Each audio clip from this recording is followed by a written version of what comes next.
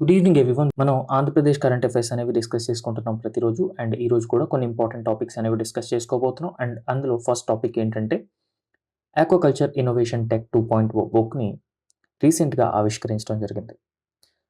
So ఈ aquaculture అనేది ఆంధ్రప్రదేశ్కి one of the very important sector అనమాట.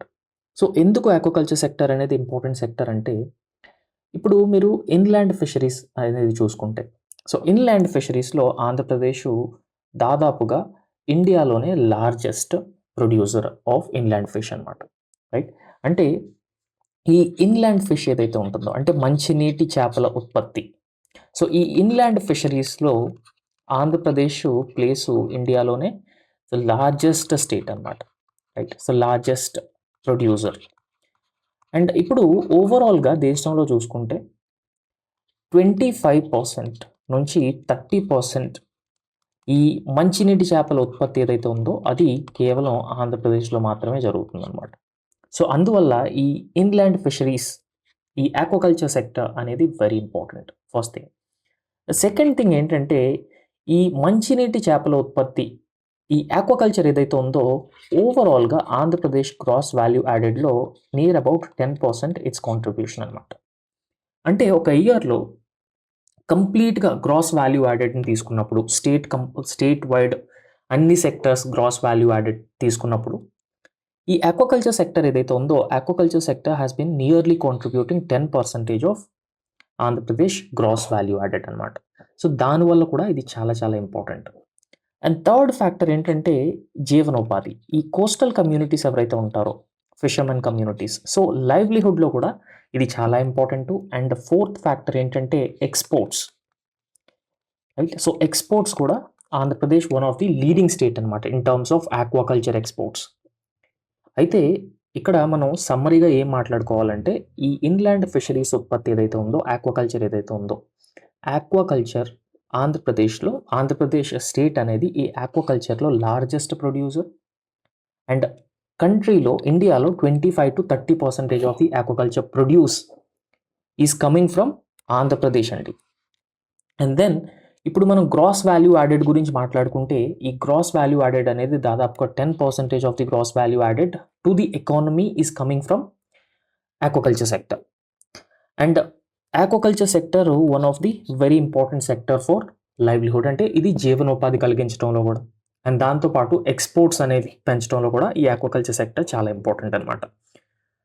సో ఇక్కడ మనం క్లియర్గా చూసుకుంటే, ఆంధ్రప్రదేశ్ వ్యవసాయ శాఖ మంత్రి అచ్చెన్నాయుడు గారు ఈ ఆక్వాకల్చర్ ఇన్నోవేషన్ టెక్ 2.0 బుక్లెట్ని ఆవిష్కరించడం జరిగిందనమాట. సో ఈ aquaculture innovation tech booklet, tech 2.0 booklet ప్రకారం 2024 అండ్ 29, సో 2024-29 మధ్య దాదాపుగా 30%, రైట్, సో దాదాపుగా 30% గ్రోత్ రేట్ అనేది ఈ ఆక్వాకల్చర్ సెక్టర్లో సాధించాలి. రైట్, సో ఈ CGAR compound annual growth rate అనమాట. సో ఓవరాల్గా ఆక్వాకల్చర్ సెక్టర్లో ఈ మంచినీటి చేపల ఉత్పత్తి ఏదైతే ఉందో ఆంధ్రప్రదేశ్లో, ఈ మంచినీటి చేపల ఉత్పత్తిలో ప్రత్యేకంగా ఈ పర్టికులర్ 5 yearsలో 2024 నుంచి 29 వరకు ఈ కంపౌండ్ యాన్యువల్ గ్రోత్ రేట్ ఏదైతే ఉందో 30% సాధించాలి అని ఒక దీర్ఘకాలిక ప్రణాళిక, ఒక దీర్ఘకాలిక వృద్ధి అనేది లక్ష్యంగా పెట్టుకుందనమాట ఆంధ్రప్రదేశ్ ప్రభుత్వం. అండ్ దానిలో భాగంగానే ఈ ఆక్వాకల్చర్ ఇన్నోవేషన్ టెక్ 2.0 అనేది రిలీజ్ చేయడం జరిగిందనమాట. ఇన్నోవేషన్ టెక్ 2.0 అనే దాన్ని రిలీజ్ చేయడం జరిగింది. అయితే దీనిలో నిర్దేశించుకున్న లక్ష్యాలు ఏంటి అని కనుక మనం ఒకసారి క్లియర్గా చూస్తే, ఈ మత్స్యరంగం ఏదైతే ఉందో దానిలో ఈ అదనపు స్థూల విలువ జోడింపు, రైట్, అంటే జీవిపి, ఈ అదనపు స్థూల విలువ జోడింపు, దీన్ని 1.01 లక్షల కోట్ల నుంచి, ఇప్పుడున్నటువంటి 1.01 లక్షల కోట్ల నుంచి దీన్ని ఎక్కడికి అనుకుంటున్నారంటే 24-29 ఈ పర్టికులర్ టైంలో ఈ జీవీపీ ఏదైతే ఉందో స్థూల విలువ జోడింపు. సో ఈ స్థూల విలువ జోడింపు అనేది 1.01 లక్షల కోట్ల నుంచి 3.7 లక్షల కోట్లకి పెంచాలని చెప్పేసి లక్ష్యంగా పెట్టుకోవడం జరిగిందనమాట. చాలా చాలా important, right? So exam point of వ్యూలో ఇది చాలా చాలా ఇంపార్టెంట్.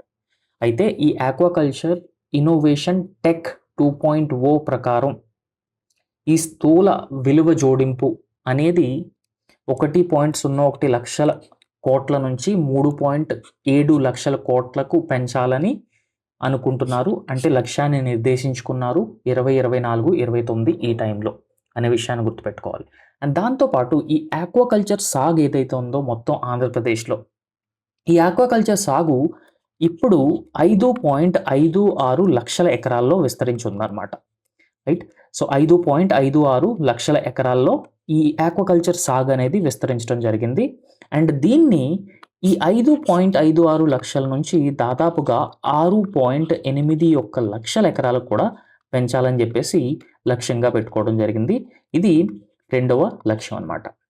అండ్ దీంతో పాటు ఈ కౌలు రైతులు ఎవరైతే ఉన్నారో, పర్టికులర్గా ఈ ఆక్వాకల్చర్లో ఉన్నటువంటి కౌలు రైతులు ఎవరైతే ఉన్నారో వాళ్ళకి 15,000 కోట్ల నుంచి 20,000 కోట్ల వరకు ఈ సంస్థాగత రుణాల మద్దతు అనేది కూడా ప్రొవైడ్ చేయడం జరుగుతుంది గవర్నమెంట్ తరఫు నుంచి, కౌలు రైతుల్ని ప్రోత్సహించాలనే ఉద్దేశంతో. అండ్ ఇంకా ఈ మౌలిక సదుపాయాలు ఏవైతే ఉన్నాయో, మౌలిక సౌకర్యాలు అవి కలిగించడం జరుగుతుంది. మౌలిక సౌకర్యాలతో పాటు ఈ రైతులు ఎవరైతే ఉన్నారో వారికి బీమా సదుపాయం, సాంకేతికత, విత్తనాలు, దానా అండ్ విద్యుత్తు. సో ఇలాగా ఏడాదికి 800 నుంచి 1000 కోట్ల బడ్జెట్ అనేది ఈ ఆక్వాకల్చర్కి అలోకేట్ చేయడం జరుగుతుంది, పర్టికులర్గా ఈ మౌలిక సౌకర్యాలు కలిగించడం కోసం. మౌలిక సౌకర్యాలు అంటే పర్టికులర్గా ఈ ఫుడ్ ప్రాసెసింగ్ ఇండస్ట్రీ కానీ, కోల్డ్ స్టోరేజ్ ఫెసిలిటీస్ కానీ, వేర్ హౌసింగ్ కానీ, ఇవన్నీ కూడా మౌలిక సౌకర్యాలు అనమాట. అండ్ దాంతోపాటు రైతుల్ని ఆర్థికంగా ఆదుకునేందుకు బీమా సదుపాయం కూడా కలిగిస్తున్నారు. అండ్ సాంకేతికత, విత్తనాలు ఇవన్నీ కూడా ప్రభుత్వం ప్రతి ఏటా రైతులకి 1000 కోట్ల వరకు ఖర్చు పెడుతుంది. అయితే 2028-29 నాటికి ఈ ఆక్వాకల్చర్ ఉత్పత్తి లక్ష్యాలను కనుక ఒక్కసారి మనం పరిశీలిస్తే, సో ఈ ఆక్వాకల్చర్ను 52.95 లక్షల టన్నులు, అంటే ఈ 23-24కి ఆక్వాకల్చర్ యొక్క మొత్తం ఉత్పత్తిని చూసుకుంటే ఈ ఇయర్కి 52.95 లక్షల టన్నులు ఉంది. అండ్ దీన్ని ప్రతి సంవత్సరం దాదాపు 18% గ్రోత్ రేట్తో, అంటే ప్రతి సంవత్సరం కూడా 18% గ్రోత్ రేట్ అనేది అచీవ్ చేయాలి.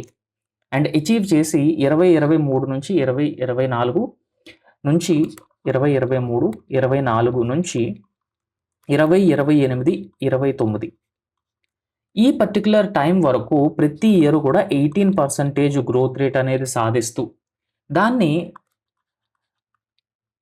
111.27 లక్షల టన్నులకి పెంచాలి, lakh టన్స్కి పెంచాలి అని కూడా లక్ష్యం పెట్టుకోవడం జరిగిందనమాట, రైట్?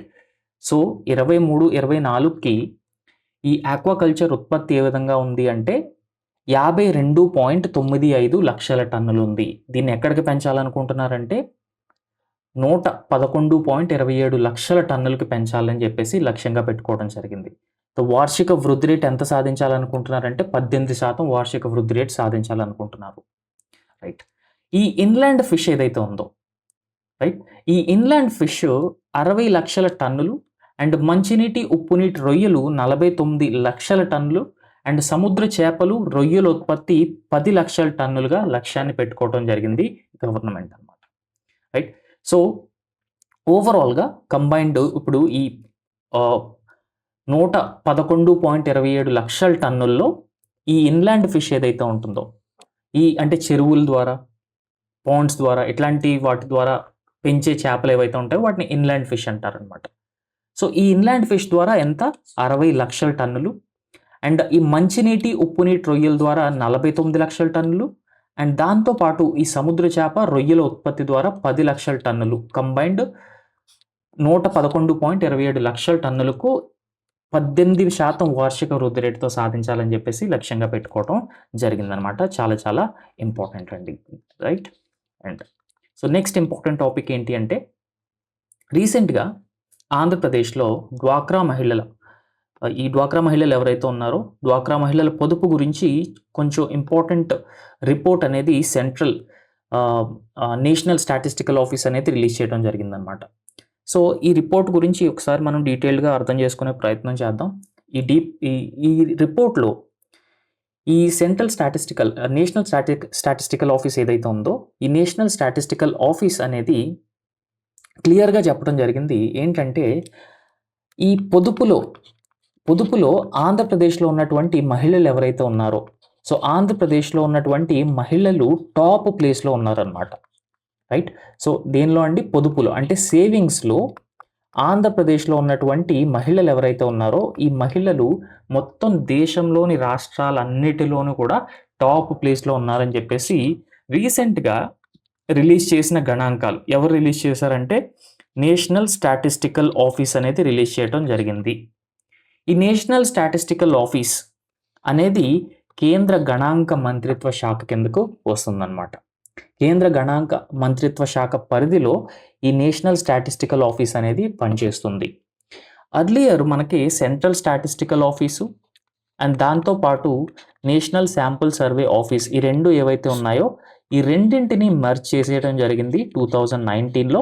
మెర్జ్ చేసేసి దాన్ని ఎన్ఎస్ఓగా పిలుస్తున్నారు అనమాట, నేషనల్ స్టాటిస్టికల్ ఆఫీస్గా పిలుస్తున్నారు. Very important. సో ఈ నేషనల్ స్టాటిస్టికల్ ఆఫీసే మొత్తం దేశవ్యాప్తంగా మహిళల యొక్క వాళ్ళ డెసిషన్ మేకింగ్లో పాత్ర ఏంటి, అంటే నిర్ణయం తీసుకోవడంలో, కుటుంబం నిర్ణయం తీసుకోవడంలో మహిళల పాత్ర ఏంటి, అదేవిధంగా మహిళల సేవింగ్స్ ఏ విధంగా ఉన్నాయి, పొదుపు ఏ విధంగా ఉంది మహిళల పొదుపు, అండ్ దాంతోపాటు లోక్సభలో ఎంతమంది మహిళలు ప్రాతినిధ్యం వహిస్తున్నారు, స్టేట్ లెజిస్లేటివ్ అసెంబ్లీలో ఎంతమంది మహిళలు ప్రాతినిధ్యం వహిస్తున్నారు, మహిళలు ఏ ఏ బీమా పథకాల్లో చురుగ్గా ఉన్నారు, అండ్ అదేవిధంగా మహిళలు ఇన్స్టిట్యూషనల్ క్రెడిట్ ఈ లోన్స్ ఏవైతే ఉంటాయో ఆ లోన్స్కి ఎలిజిబుల్లా కాదా, అండ్ దాంతోపాటు ఈ మహిళల యొక్క ఈ రోజు కూలీ ఏ విధంగా ఉంటుంది, పురుషుల యొక్క రోజు కూలీ ఏ విధంగా ఉంటుంది, రూరల్ ఏరియాస్లో ఏ విధంగా ఉంది, అర్బన్ ఏరియాస్లో ఏ విధంగా ఉంది అని ఒక డీటెయిల్డ్ రిపోర్ట్ అనేది ఎవరు ఇవ్వటం జరిగిందంటే నేషనల్ స్టాటిస్టికల్ ఆఫీస్ ఇవ్వటం జరిగింది. ఈ రిపోర్ట్ ప్రకారం పొదుపులో ఈ ఏపీ మహిళలు ఎవరైతే ఉన్నారో వీళ్ళు దేశంలోనే మొదటి స్థానంలో నిలవటం జరిగిందనమాట. రైట్. సో మనకి ఆంధ్రప్రదేశ్లో ఈ సెల్ఫ్ హెల్ప్ గ్రూప్నే డ్వాక్రా అని కూడా పిలుస్తారు. రైట్. సో డ్వాక్రా అని కూడా మనకి బాగా తెలుసు అనమాట మన ఏరియాస్లో. డ్వాక్రా అంటే development of women and children in rural areas అనమాట. డ్వాక్రాకి meaning development of women and children in rural areas. Right. So ఇందులో కొన్ని ముఖ్యమైనటువంటి అంశాలను కనుక మనం పరిశీలిస్తే ఈ పొదుపులో మొత్తం అన్ని రాష్ట్రాల్లో చూసుకుంటే పొదుపులో 15,917 కోట్లతో దేశంలోనే ఆంధ్రప్రదేశ్ మహిళలు మొదటి స్థానంలో నిలబడటం జరిగిందన్నమాట. అంటే ఆంధ్రప్రదేశ్ మహిళల మొత్తం పొదుపు ఎంత అంటే 15,917 కోట్లు అనమాట. రెండోది, రాష్ట్రంలో మహిళల పేరట 4.47 కోట్ల బ్యాంకు ఖాతాలు ఉంటే దానిలో 1.50 లక్షల కోట్ల డిపాజిట్లు కూడా ఉండటం జరిగిందనమాట. అంటే ఈ 1.50 లక్షల కోట్ల డిపాజిట్లు అంటే దాని అర్థం ఏంటంటే ప్రతి ఒక్క మహిళ బ్యాంక్ ఖాతాలో, ఆంధ్రప్రదేశ్లో ఉన్నటువంటి ప్రతి ఒక్క మహిళ బ్యాంక్ ఖాతాలో సగటున ఎంత ఉందంటే 33,639 రూపాయలు ఉండటం జరిగిందనమాట. అయితే ఈ అసెంబ్లీ అదేవిధంగా లోక్సభలో మహిళల ప్రాతినిధ్యం గురించి కూడా కొంచెం ఇంపార్టెంట్ డేటా అనేది ప్రొవైడ్ చేయడం జరిగింది. ఆంధ్రప్రదేశ్ నుంచి లోక్సభకి ఎంతమంది మహిళలు ఎన్నికయ్యారంటే 3 మహిళలు అనేది ఎన్నికవటం జరిగిందనమాట ఆంధ్రప్రదేశ్ నుంచి లోక్సభకి. రైట్. సో ఆంధ్రప్రదేశ్కి లోక్సభలో అంటే మొత్తం లోక్సభ సభ్యుల్లో 3 మహిళలు లోక్సభకి ఆంధ్రప్రదేశ్ నుంచి ఎన్నికవటం, అండ్ ఇది ఎంత శాతంగా ఉంది అంటే 12% ఉందన్నమాట. రైట్. అంటే ఈ లోక్సభ ప్రాతినిధ్యం 12% ఉంది, అండ్ దాంతోపాటు ఈ అసెంబ్లీ స్థానాల్లో 22 మంది మహిళలు, మొత్తం అసెంబ్లీ స్థానాల్లో ఆంధ్రప్రదేశ్లో 22 మంది మహిళలు ఈ ఎమ్మెల్యేస్గా ఎలెక్ట్ అవడం జరిగింది. అది 13% ఉందన్నమాట. అంటే స్టేట్ లెజిస్లేటివ్ అసెంబ్లీలో 13% మంది మహిళలు ఉన్నారు, అండ్ లోక్సభలో ఆంధ్రప్రదేశ్ నుంచి 12% మహిళలు అనేది ఎన్నికవటం జరిగిందనమాట. ఇది బెంచ్ మార్క్ 33% కంటే చాలా తక్కువగా ఉందని చెప్పేసి మనం చెప్పుకోవచ్చు. తర్వాత ఈ షేర్ మార్కెట్ ఏదైతే ఉందో, షేర్ మార్కెట్లో ట్రేడ్ చేయాలి అంటే, లేదంటే ఇన్వెస్ట్ చేయాలి అంటే ప్రతి ఒక్కరికి కూడా ఈ డీమ్యాట్ అకౌంట్ అనేది ఉండాలన్నమాట. అయితే ఆంధ్రప్రదేశ్లో ఈ మహిళలు ఎవరైతే ఉన్నారో ఈ షేర్ మార్కెట్ పైన కూడా ఇంట్రెస్ట్ చూపిస్తున్నట్టు తెలుస్తుందన్నమాట ఈ డేటాను బట్టి. ఎందుకంటే ఆంధ్రప్రదేశ్లో ఉన్నటువంటి మహిళల యొక్క డీమ్యాట్ ఖాతాలు 2021 నుండి 2025 మధ్య కాలంలో 2.47 లక్షల నుండి 11.49 లక్షలకు సిగ్నిఫికెంట్‌గా పెరగడం జరిగిందనమాట. అంటే మహిళలు ఈ డీమ్యాట్ అకౌంట్‌లను ఓపెన్ చేసుకోవటం అండ్ అదేవిధంగా ట్రేడ్ చేయడం, ఇన్వెస్ట్ చేయడం లాంటి కార్యక్రమాలు చేస్తున్నారనమాట షేర్ మార్కెట్‌లో. అది ఈ డేటాను చూస్తే మనకి క్లియర్‌గా అర్థమవుతుందనమాట. రైట్. నెక్స్ట్ ఏంటంటే ఈ ప్రధానమంత్రి జీవన్ జ్యోతి బీమా యోజన, ప్రధానమంత్రి సురక్ష బీమా యోజన. సో ఈ రెండు కూడా ఈ social security schemes central government launch చేయడం జరిగిందనమాట. ఈ ప్రధానమంత్రి జీవన్ జ్యోతి బీమా యోజన ఇది అతి తక్కువ ఖర్చుతో కూడిన ప్రాణాంతక బీమా పథకం. సో ప్రాణాంతక బీమా పథకం అంటే ఏంటి అంటే పర్టికులర్గా ఏదైనా పరిస్థితుల్లో డెత్ జరిగితే ఈ బీమా అనేది వాళ్ళ కుటుంబానికి ఇవ్వడం జరుగుతుందన్నమాట 2 లక్షల వరకు. రైట్. సో ఎంతండి? 2 లక్షల వరకు కూడా ఈ బీమా అనేది మరణించిన తర్వాత కుటుంబానికి అందజేయడం జరుగుతుంది ఈ ప్రధానమంత్రి జీవన్ జ్యోతి బీమా యోజన పథకంలో భాగంగా. ఈ 18 నుంచి 20 సంవత్సరాల లోపు 18 నుంచి 50 సంవత్సరాల లోపు ఎవరైతే ఉంటారో వాళ్ళు ఎలిజిబుల్ అనమాట ఈ ప్రధానమంత్రి జీవన్ జ్యోతి బీమా యోజనలో భాగస్వాములు అవటానికి. అండ్ దాంతోపాటు ఈ ప్రీమియం కూడా అరౌండ్ 430 రూపాయలు ప్రీమియం అనేది ఇది ఇయర్లీ ప్రీమియం అనమాట. ఈ 430 రూపాయలు ఇయర్లీ ప్రీమియం అనేది పే చేయాల్సి ఉంటుందన్నమాట ప్రతి సంవత్సరం కూడా. అండ్ బ్యాంకే డైరెక్ట్గా మీ అకౌంట్స్ నుంచి ఆటో డెబిట్ చేసుకుంటుంది. ఇది ప్రధానమంత్రి జీవన్ జ్యోతి బీమా యోజన పథకం అనమాట. అయితే ఈ పథకం కింద రాష్ట్రంలో 1,41,58,704 మంది మహిళలు నమోదవడం జరిగిందండి. ఇది చాలా ఎక్కువ మంది మహిళలు, దాదాపు ఎవరికైతే బ్యాంక్ అకౌంట్స్ ఉంటాయో ఆల్మోస్ట్ అందరూ కూడా ఈ ప్రధానమంత్రి జీవన్ జ్యోతి బీమా యోజన పథకంలో భాగస్వాములు అవడం జరిగింది. అయితే మొత్తం నమోదైన వాళ్ళలో ఈ ప్రధానమంత్రి జీవన్ జ్యోతి బీమా యోజనలో నమోదైన వాళ్ళలో మహిళలే అధిక సంఖ్యలో ఉన్నారనమాట. అంటే సుమారు 76.97 లక్షల మంది మహిళలే ఈ కార్యక్రమంలో పాలు పంచుకున్నారు. దాంతోపాటు ప్రధానమంత్రి సురక్ష బీమా యోజన. సో ప్రధానమంత్రి సురక్ష బీమా యోజన ఇదొక యాక్సిడెంటల్ ఇన్సూరెన్స్ స్కీమ్ అనమాట. అంటే వార్షిక ప్రీమియం అనేది దాదాపుగా 20 రూపాయలు వార్షిక ప్రీమియం అనేది ఉంటుంది. అండ్ ఈ వార్షిక ప్రీమియం కూడా మీ బ్యాంక్ అకౌంట్స్ నుంచి బ్యాంకే ఆటో డెబిట్ చేసుకుంటుంది. అండ్ దీనికి కూడా 2 లక్షల రూపాయల వరకు బీమా అనేది లభిస్తుంది అనమాట. అంటే 18 సంవత్సరాల నుంచి 70 సంవత్సరాల మధ్యలో ఎవరైతే ఉంటారో వాళ్ళకి ఈ ప్రధానమంత్రి సురక్ష బీమా యోజన పథకం అనేది అప్లికేబుల్ అవుతుందన్నమాట. అయితే రాష్ట్రంలో 1.60 కోట్ల మంది మహిళలు ఈ పథకం కింద నమోదు చేసుకున్నారు. అంటే ఇప్పుడు ఈ ప్రధానమంత్రి సురక్ష బీమా యోజన పథకంలో నమోదు చేసుకున్న మహిళలు ఎవరైతే ఉన్నారో వాళ్ళు ఈ ప్రధానమంత్రి జీవన్ జ్యోతి బీమా యోజన నమోదు కంటే ఎక్కువగా ఉన్నారని చెప్పేసి మనకు క్లియర్గా తెలుస్తుంది. అండ్ ఈ ముద్రా యోజన అనే స్కీమ్ని 2015లో ప్రారంభించడం జరిగింది. ఇది ఒక కేంద్ర ప్రభుత్వ పథకం అనమాట. కేంద్ర ప్రభుత్వ పథకం ఈ ముద్రా యోజన పథకం. సో ఈ ముద్రా యోజన పథకంలో భాగంగా ఎవరైతే ఈ స్మాల్ ఇండస్ట్రీస్ని స్టార్ట్ చేయాలనుకుంటారో, రైట్, సో ఈ స్మాల్ ఇండస్ట్రీని స్టార్ట్ చేయాలనుకునే వాళ్ళకి కొలేటరల్ ఫ్రీ లోన్స్ అనేవి ఇవ్వడం జరుగుతుందన్నమాట ఈ ముద్రా యోజన పథకంలో భాగంగా. అండ్ ముద్రా యోజనలో 4 రకాల లోన్స్ అనేవి ఉంటాయన్నమాట. సో ఒకటి ఏంటంటే శిశు, రెండోది కిషోర్, మూడోది తరుణ్ అండ్ 4వది తరుణ్ ప్లస్. సో ఇట్లాగా 4 రకాలైనటువంటి లోన్స్ అనేవి ఉంటాయన్నమాట. ఈ శిశు కేటగిరీ ఏదైతే ఉందో 50,000 వరకు కూడా లోన్ ఇవ్వడం జరుగుతుందన్నమాట. రైట్. సో 50,000 వరకు లోన్ ఇవ్వడం జరుగుతుంది. ఈ కిషోర్ కేటగిరీ ఏదైతే ఉందో 50,000 నుంచి 5,00,000 రూపాయల వరకు లోన్ ఇవ్వటం జరుగుతుందనమాట ఈ కిషోర్ కేటగిరీలో. అండ్ తరుణ్ కేటగిరీలో 5,00,000 రూపాయల నుంచి దాదాపుగా 10,00,000 రూపాయల వరకు కూడా లోన్ అనేది ప్రొవైడ్ చేయడం జరుగుతుందనమాట. అండ్ తరుణ్ ప్లస్ కేటగిరీలో 10,00,000 రూపాయల నుంచి మ్యాక్సిమం 20,00,000 రూపాయల వరకు లోన్ ప్రొవైడ్ చేయడం జరుగుతుందనమాట. అయితే ముఖ్యంగా డ్వాక్రా మహిళలు ఎవరైతే ఉన్నారో వాళ్ళు కూడా ఈ ముద్రా యోజన పథకంలో వన్ ఆఫ్ ద బెనిఫిషియరీస్ అనమాట. సో సూక్ష్మ తరహా పరిశ్రమలకు, చిన్న వ్యాపారాలకు ఆర్థిక సహాయం అందించే పథకమే ఈ ముద్రా పథకం. అండ్ ఈ ముద్రా పథకంలో ఎట్లాంటి కొల్లేట్లలో అవసరం లేదు లోన్ తీసుకునే వాళ్ళకి. అండ్ ఇతర రాష్ట్రాలతో కంపేర్ చేసుకున్నప్పుడు ఈ ముద్రా లోన్స్ వితరణలో ఏపీ మహిళలు ఈ ముద్ర రుణాల వినియోగంలో ఇంకా వెనకబడి ఉన్నారని చెప్పేసి మనకు క్లియర్గా తెలుస్తుంది అనమాట. అయితే గణాంకాల ప్రకారం రాష్ట్రంలో 44.60 లక్షల మంది ముద్రా ఖాతాదారులు మహిళా పారిశ్రామికవేత్తలు ఉండటం జరిగిందనమాట. రైట్.